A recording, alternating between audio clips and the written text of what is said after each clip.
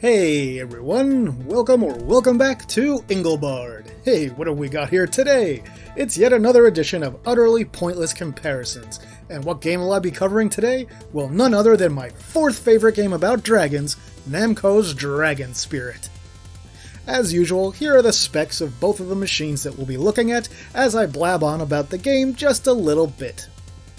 Namco unleashed Dragon Spirit into the arcades in 1987. It was sort of a spiritual follow-up to their earlier shooting classic Xevious. Both games featured a flying protagonist on a vertically scrolling background that could shoot enemies in the air and bomb enemies on the ground, and they also had some similar enemy patterns. Now, what helped Dragon Spirit stand out against its contemporary shooters were its more organic backgrounds, its unique cast of characters, and the overall theme and style of the game. It was vastly different than the typical technology-based space shooter of the era.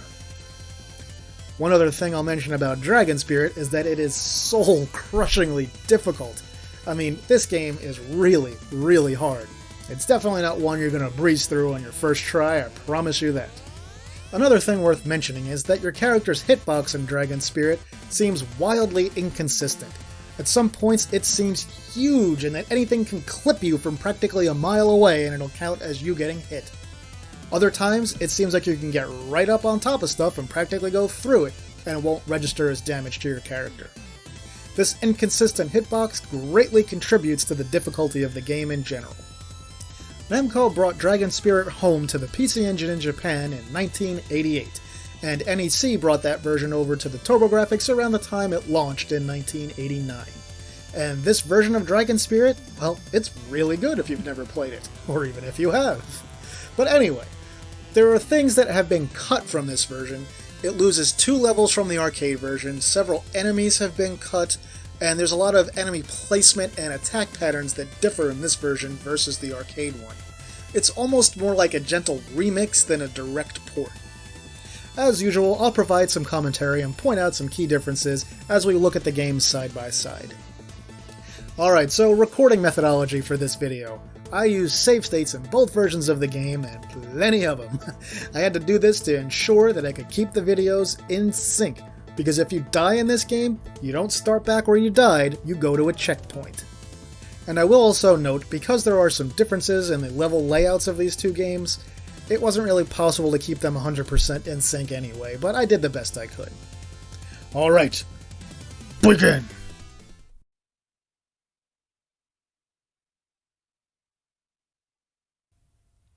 Right off the bat, the Turbo version is missing the opening cutscene but has an extra area before the game proper starts. Oddly enough, this extra area was in the original arcade release, but removed from its slightly updated version, which is what I'm playing here.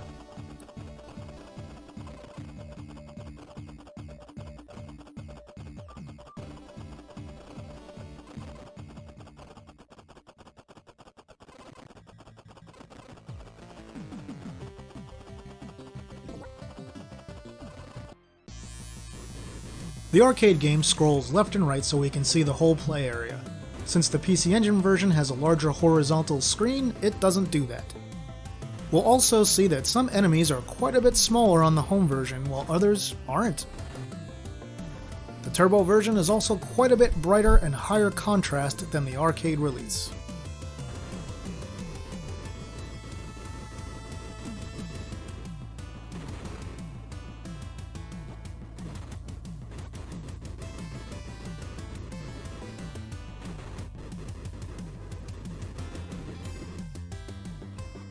The tree enemies on the ground are quite a bit bigger and have more pronounced animation in the arcade version.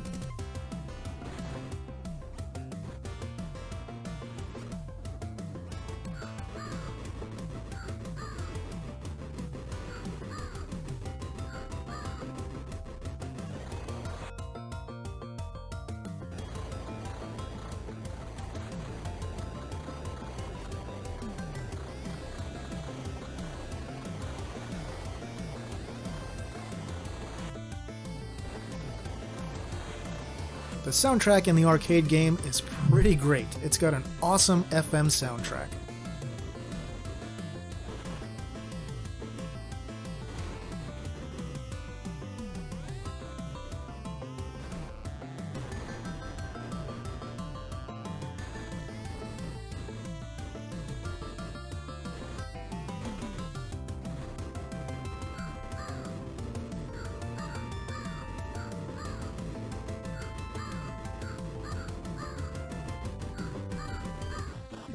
Meanwhile, on the Turbografx, the soundtrack is, well, also pretty great. I'm not a huge fan of the sound chip in this system, but Namco really made the most of it. They did a fantastic job with the music in this game, even though it does still have a few instruments that are kind of grating, and it also does sometimes cut out for sound effects to play.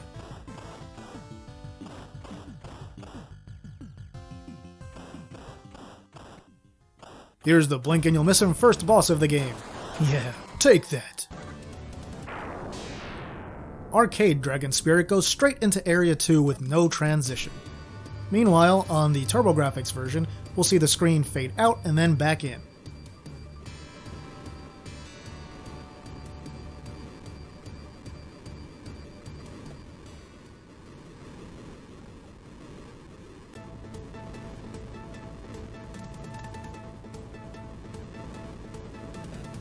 If Stage 1 was a nice little romp through some tropical islands, then things get real in Stage 2. The difficulty ramps up a bit here in both versions. We'll definitely see more stuff on screen at one time in the original arcade release here as well. In this area, we see some pretty big color differences between the two versions. Hey, remember how I said earlier that enemy placement wasn't the same in the two versions? This is where that really starts to become apparent, but it'll become even more obvious in later levels. Of course, the arcade music in this stage is fantastic. It's super intense. As we switch over to the Turbografx sound, hey, it's also fantastic. This game really uses stereo to great effect here, and I was super impressed by this back in the day when it was new. It still sounds great today.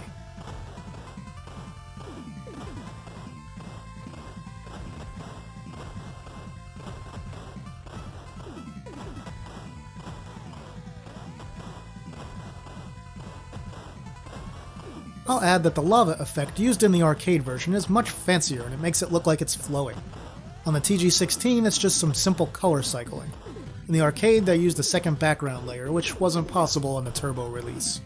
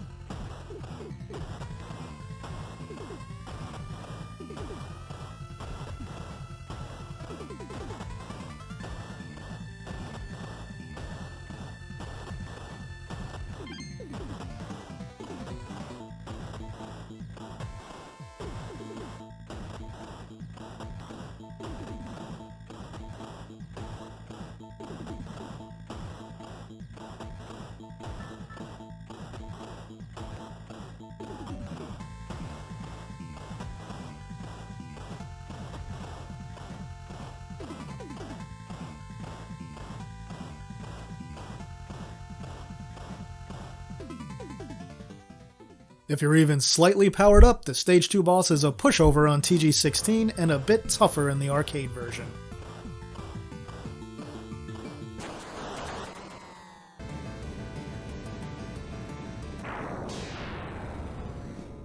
Once again, the arcade game moves straight into Area 3 with no scene transition, while the Turbografx version fades out and then back in.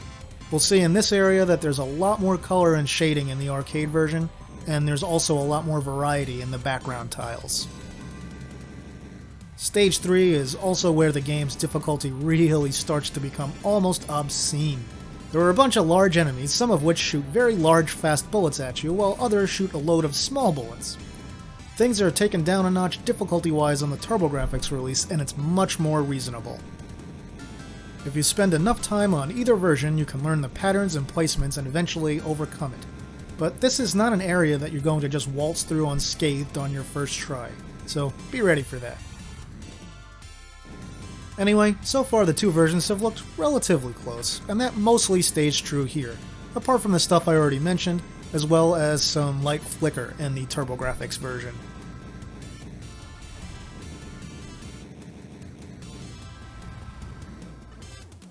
Some gameplay things of note while I go through this section.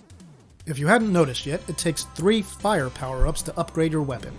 If you get hit, you go down 1 level as well as lose a life bar. Other power-ups, like extra dragon heads, long fire, wide fire, and small, also last until you get hit or pick up a skull power down. A few other power-ups are timed, like the homing shot, the earthquake, and the shield.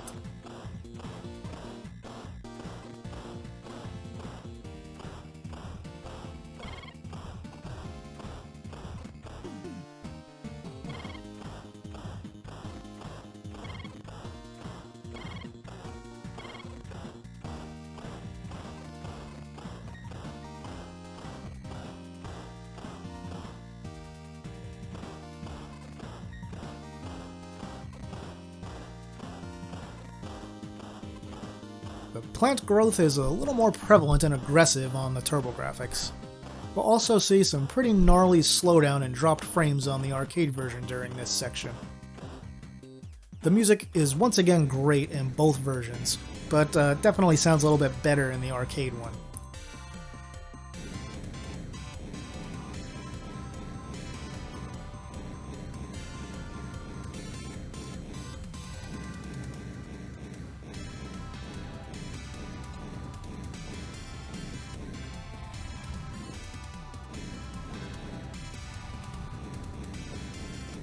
Overall, however, I'd say this stage actually comes off better on the TG version than the arcade one, since it doesn't have all that slowdown.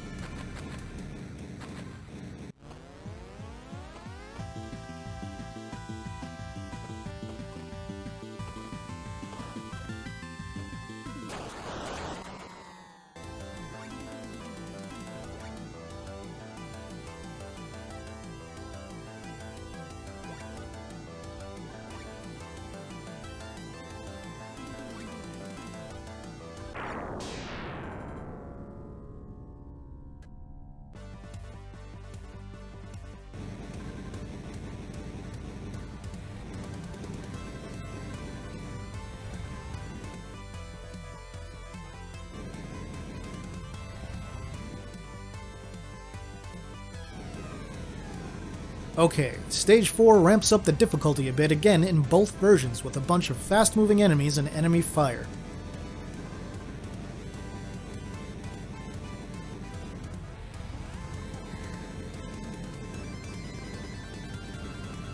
In this area, we can see the sizes of the porcupine and scorpion enemies are greatly reduced in the TG16 version. The arcade one is also considerably more hectic in this area. Visually, these two versions remain relatively close. When we see the graveyard with the bones later in the level, there's a little more detail in the arcade version. Hey, look, I got lucky and got the small power-up on the turbo version. Nice. I can't remember if I've ever beaten the game without it. I'm sure it's possible, but being small helps tremendously in the last few areas.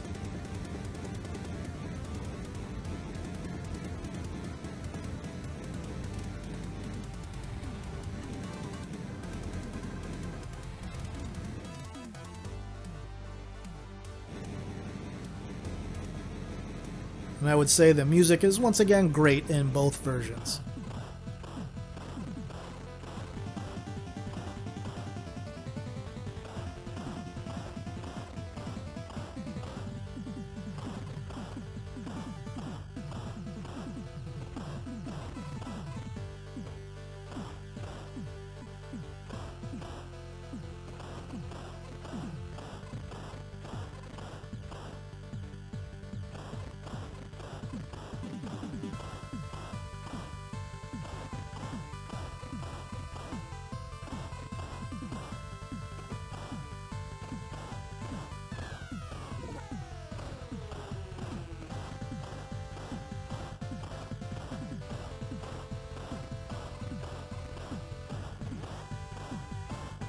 On the Turbografx version, in the second half of this stage, we lose some sound effects, some enemy animation, and an entire enemy type.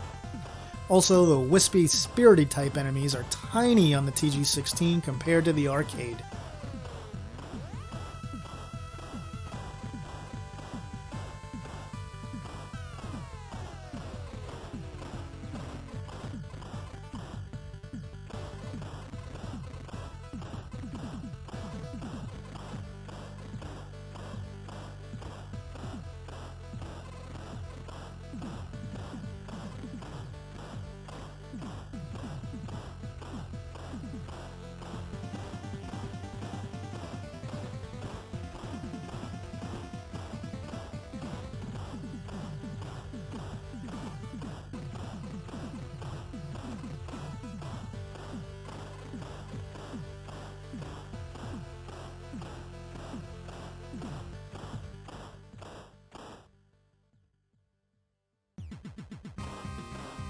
Now the boss here, if you're powered up, is a total pushover on the Turbografx. In the arcade version though, it's really hard to avoid getting hit by his bones in various parts.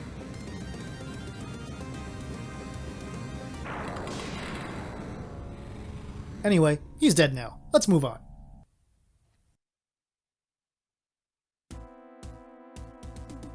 Okay, now we're talking. Here the two versions look very different. Since the TG16 can only do one hardware layer of scrolling, compromises had to be made in this level. The ground on the Turbo version is basically just a single plain color with a few little specks of detail here and there, while the arcade release is finely detailed with slopes, ground, and water. The walls in the Turbo version also lack a lot of the detail from the original arcade game.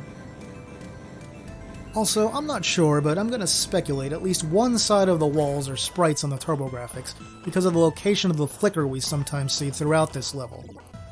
I probably should have checked that out while I was playing, but I didn't. Oh well.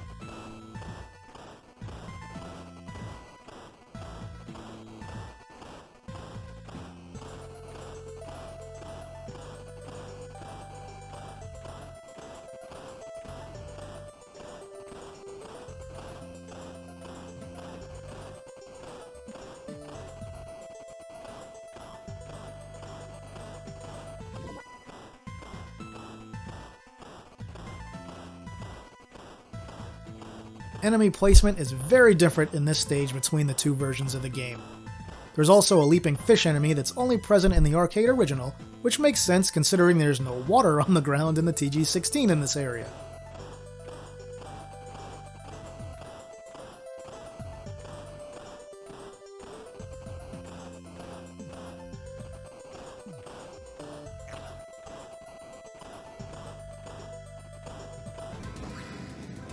The arcade version also bombards you with way more enemy fire here.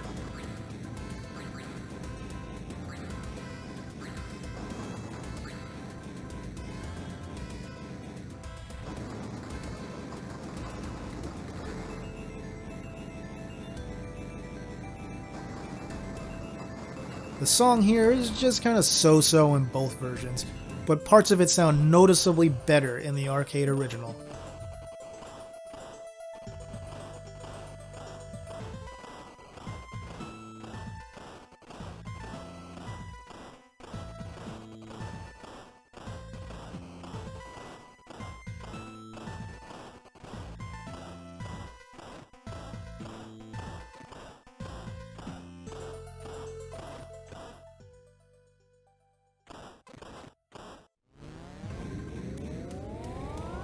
It might look like the boss is a little harder in the home version this time, but if I'd had 3 dragon heads, it would have went down faster.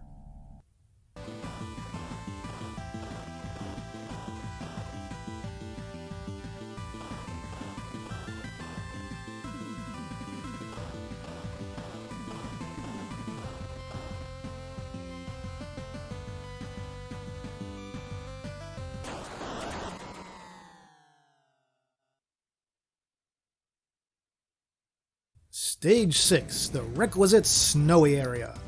Right away we'll see extremely different enemy placement.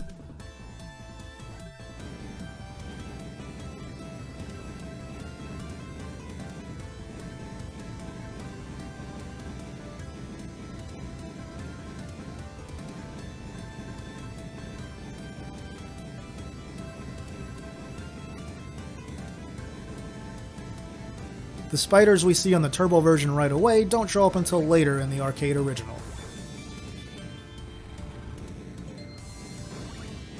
And what gives, Namco? Where are the walruses on the Turbografx version?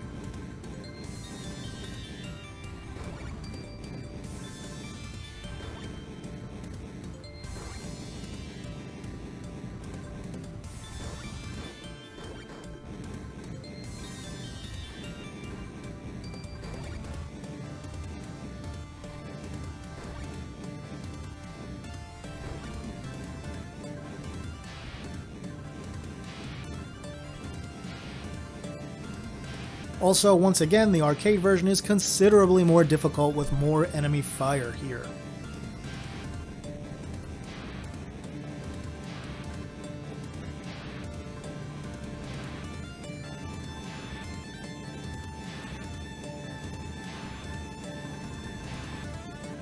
And let's welcome back great music into the mix.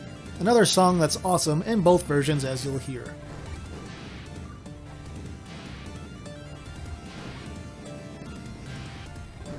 Arcade Dragon Spirit uses 2 layers of scrolling on this section. This allows it to have more detail on the ground layer, and it looks just more complex overall. Things don't look bad on the TG16, but they do look considerably more plain with its single layer, and the ground is very undetailed.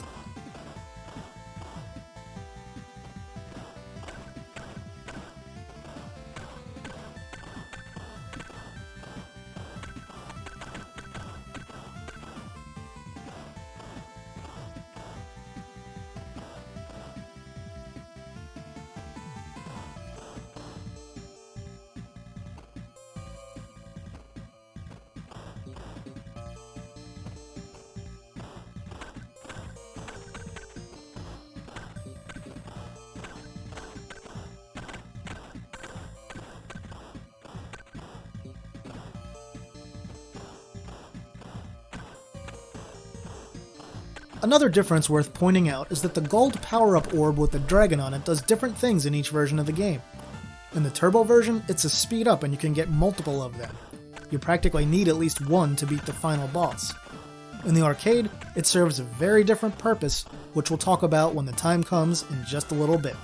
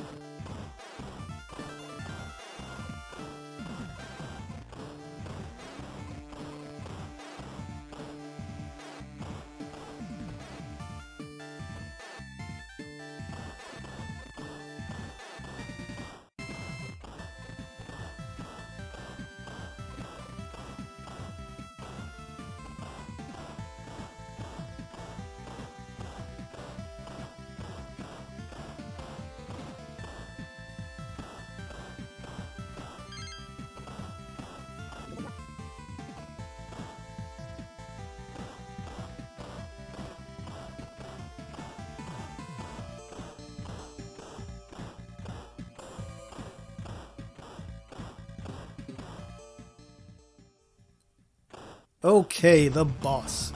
This is one case where the arcade boss is considerably easier.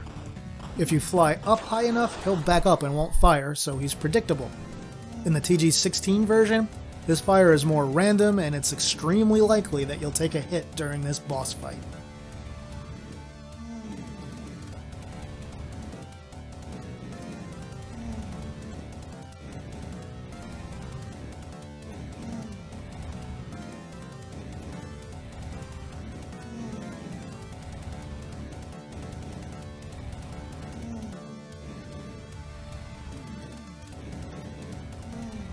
Alright, the next 2 levels are not in the PC Engine / Turbografx version, so I'll need to find something else for us to look at while I show you the arcade version. How about the NES version? Yeah, that'll do. Anyway, Area 7 finds our dragon underwater, obliterating all the undersea life he possibly can. Oddly enough, this stage is a bit easier than the last few, but as you'll see, it does have a few harrowing moments. While we're here, let's talk about the computer versions of Dragon Spirit for a moment. The Western computer releases all stink. None of them have in-game music, which should be a crime for a game like this. There was also a release for the X68000, and that version is, as you'd expect, very similar to the arcade original. Now the NES port that we're looking at here takes more liberties with enemies, their positions, and their attacks than the Turbo version. But you know what it has that the Turbo version doesn't? Every level. All of them. Yeah. Take that, Turbografx/PC Engine.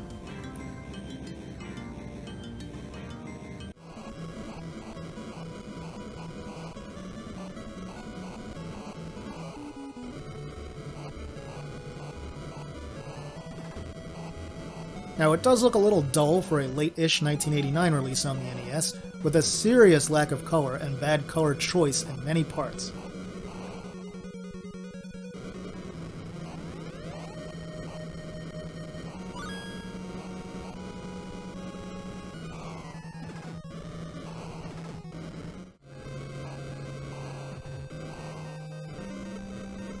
Also, the music is typically truncated and pretty bare bones. The NES could have done much better musically.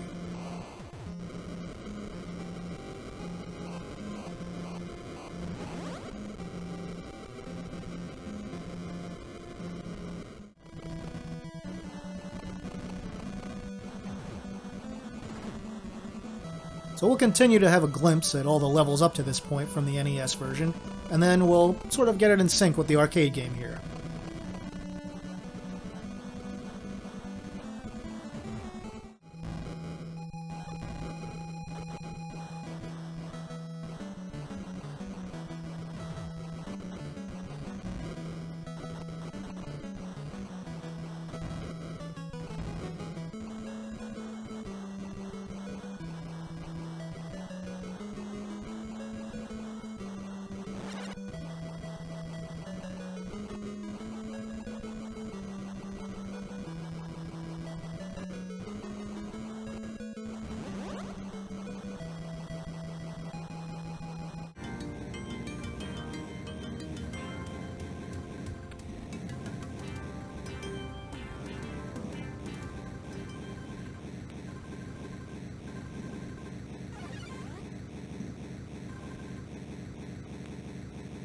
Okay, here's the boss. It's a pain.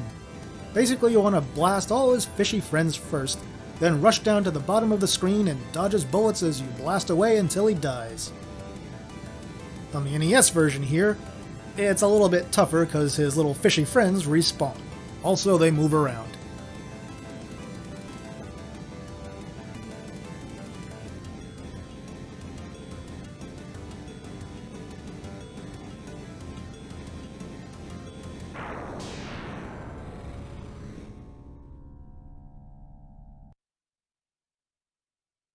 The second area missing from the PC Engine / Turbografx version, level 8, is total garbage. Namco decided Dragon Spirit apparently wasn't hard enough, so they gave you an itty-bitty tiny little viewing area while you are constantly attacked by things you can't see, both in the air and on the ground. That Dragon Orb power-up I mentioned earlier is for this level. It expands your field of view, but only temporarily. Thankfully, this level is pretty short, and the boss is super easy as long as it doesn't trap you in a bad spot. We'll see that in just a minute.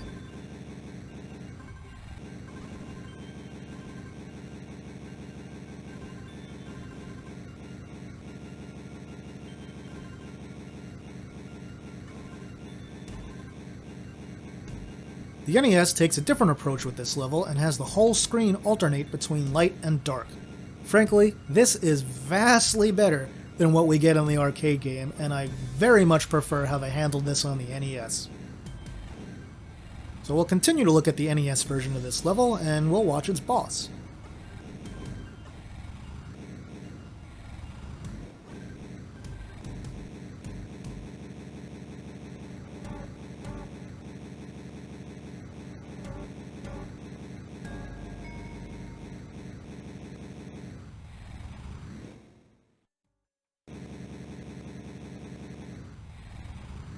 Alright, here is the boss fight, and you know what? I like the NES one better. The forked snake tongue that lashes out at you is a nice touch, since it's coming from a giant snakehead after all. What a missed opportunity for the arcade version.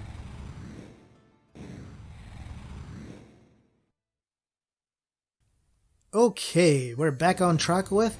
Oh hell, they went and totally changed the level on the Turbografx. It's got the same music and same basic design theme, albeit with much simpler background tiles, and it has way different enemies and different positions for those it shares with the original.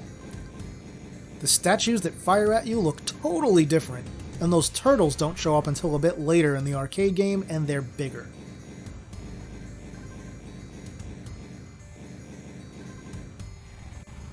The crab enemies from the arcade version are missing on the Turbo entirely.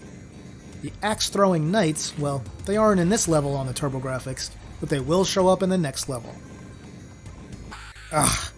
Yeah, I took a hit there in the arcade version. Sorry, it happens. I can't even describe all the time I put into this, so I decided to let that one slide since it ended up not being a big deal in the long run.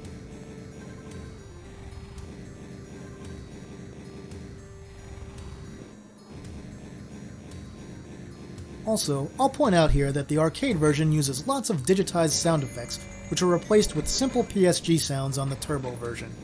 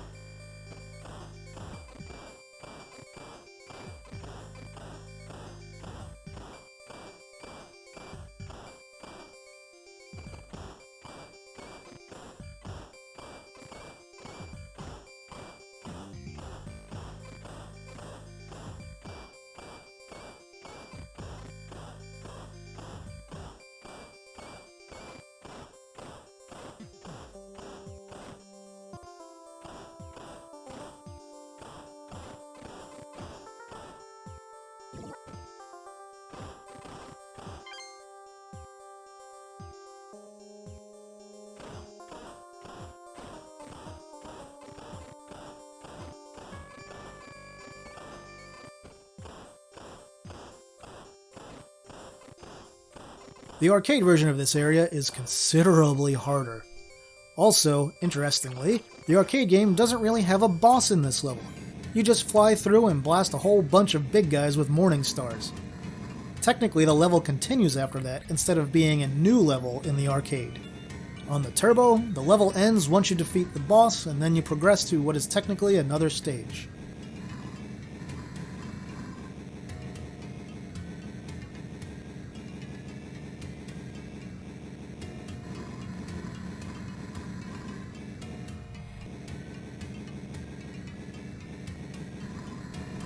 The boss we fight here on the Turbografx will be coming up a little bit later in the arcade release.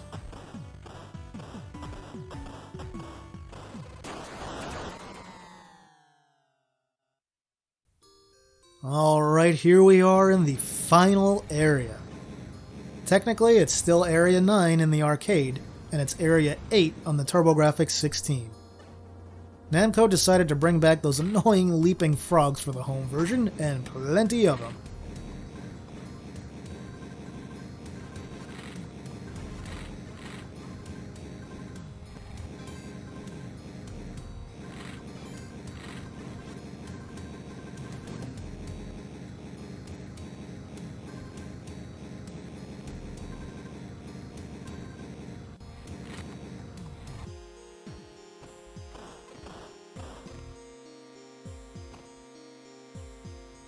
Like the rest of the backgrounds here, the columns are much more detailed in the arcade Dragon Spirit.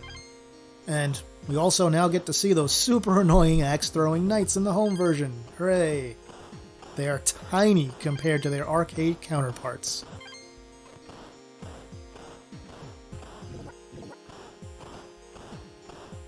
We're missing the monoliths that pop up out of the ground on the Turbo version. Oddly enough, these are in the NES port of Dragon Spirit, but not in this level. They show up in the cave level.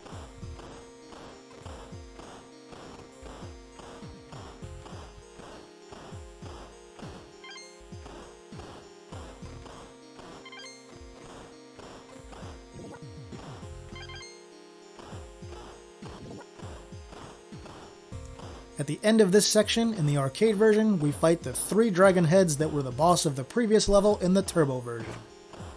They're slightly tougher in the arcade game, but not too much.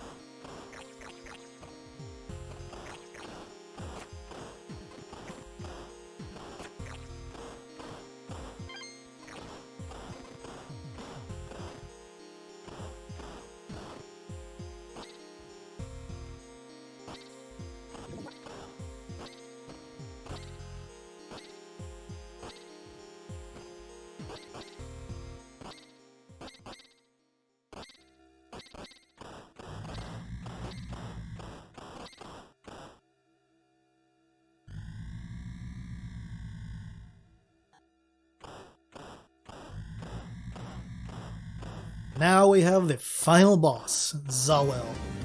The background is much fancier in the arcade version, with nice unique tiles that form a cool, evil-looking circle. Also, Zawel makes an entrance, forming from a pillar of smoke in the arcade game, while in the Turbografx, he's just there as you scroll up. Also, he looks a lot more detailed with much more animation frames in the arcade game. If you get here with the right power-ups, he's a breeze in both versions. Without them, he can be almost impossible. As we move on to rescue the girl, the scene looks fairly close in both games, but better in the arcade version as you'd expect.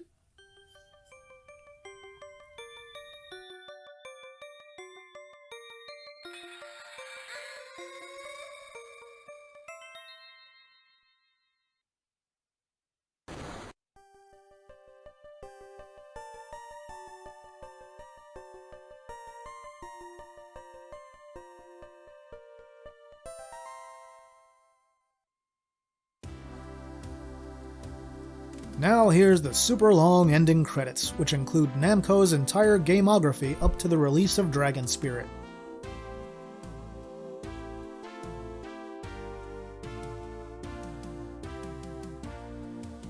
So what else can we talk about here? Okay, how about this? It really annoys me in the arcade version that when you have your 3rd level Dragon Fire or the Long Fire power-up, the fire comes out way too far in front of the dragon. There's a big gap between your head and where the fire starts. It's even more pronounced when you're small. This makes it impossible to hit enemies that are very close in front of you. That issue is thankfully mostly fixed in both the Turbo and NES versions of the game. Speaking of the NES version, what a mishmash of good and bad that game is. It's great that it's got all the levels and a bunch of the enemies that are missing from the PC Engine/Turbografx version. Gamers who haven't ever played Dragon Spirit may even want to start with the NES release since it's by far the easiest. And I mean, you have to actively try to fail in that version, especially with the super easy gold dragon. NES Dragon Spirit also adds a bunch of enemies and power-ups that weren't in any of the other versions, which at least make it a slightly different experience. It's worth playing, I guess, but it's only the 4th best port of my 4th favorite shmup starring playable dragons.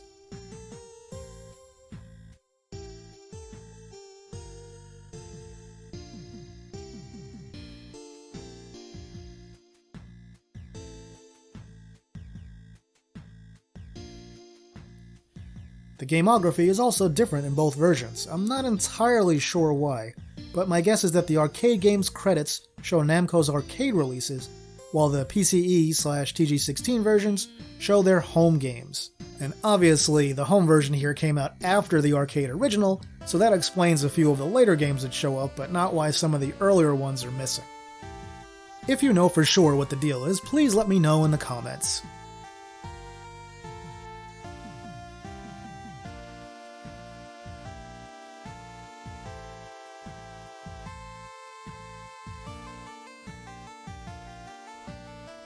The ending song is pretty nice in both versions, but the arcade one definitely sounds better.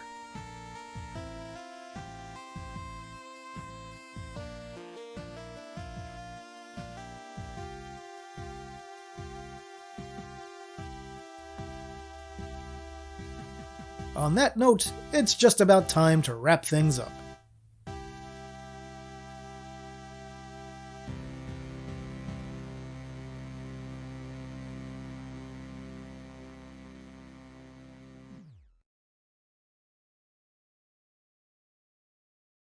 Alright, thanks for sticking around to the end here. So, I would say that Dragon Spirit for the PC Engine / Turbografx 16 is a really great version of the game to play at home. Even though the graphics and sound weren't as good as the arcade version, it did look and sound really good for around the time it came out on home systems. And I will also note that probably one of the reasons that I prefer this version is the difficulty was reduced from completely insane to possible for the home release. So yay for that one, Namco. Another trivia tidbit I'll mention is that the arcade version of Dragon Spirit was distributed in the US by Atari. Now, you might think that seems a little strange unless you know the history of the two companies, in which case that wouldn't seem strange at all. But that's a topic for another time, and one that maybe I'll just cover in the future. And that will just about do it for this video, my retro gaming friends. So if you enjoyed the video, please give it a like, and if you haven't yet, please subscribe. And also, please help spread the word about the channel. It's the only way a tiny little channel like mine can grow these days. And let me know what you think about Dragon Spirit. Have you played the arcade or the various home versions? Which one do you like best? What do you think about the PC Engine / Turbografx version? I'd love to hear your opinions in the comments. With that, I'll say thanks for watching, and see me later.